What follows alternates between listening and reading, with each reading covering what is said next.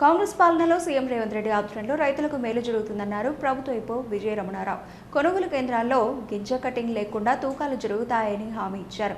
పెద్దపల్లి జిల్లా ఓదెల మండలం గుండ్లపల్లి, కనగర్తి, మడక, పోత్కపల్లి, షానగొండ, గుంపులగూడెం, ఇందుర్తి, బాయమ్మపల్లి గ్రామాల్లో ఐకేపీ సింగిల్ విండోల ఆధ్వర్యంలో ఏర్పాటు చేసిన ధాన్యం కొనుగోలు కేంద్రాలను ఆయన ప్రారంభించారు.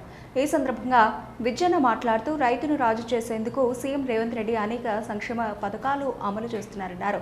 రానున్న రోజుల్లో రైతులకు మరింత మేలే జరుగుతుందని, గత పాలకులు కనీసం పంటలకు కాలువ నీరు ఇవ్వని పరిస్థితి ఉండేదని, నేడు వద్దనేంత వరకు కాలువ నీరు సరఫరా చేస్తున్నామన్నారు. ఇది కాంగ్రెస్ ప్రభుత్వం గొప్పతనమని ఆయన పేర్కొన్నారు.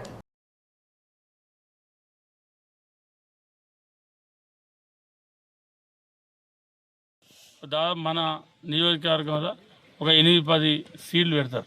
ఇది విఎన్ఆర్ కానీ, కావేరి కానీ, పయనీర్ కానీ, తర్వాత బేర్ కానీ, తర్వాత సింజంట కానీ, ఇట్లా చెప్పుకుంటూ పోతే 8-10 సీడ్లు పెడతారు మన దగ్గర. అంతకుముందు దాదాపు ఒక 6,000 రేటు ఉన్నటువంటి సీడు ఇవాళ 9,000 రూపాయలు అని తింటారు. అంటే అది ప్రభుత్వ గొప్పతనం, అది ముఖ్యమంత్రి రేవంత్ రెడ్డి గారి గొప్పతనం, ఈ రాష్ట్ర వ్యవసాయ శాఖ మంత్రి గారి గొప్పతనం. ఇవాళ అదే కాకుండా ఇంకా కొన్ని సీలు అయితే ఇంకా ఎక్కువ కూడా పెరిగినాయి.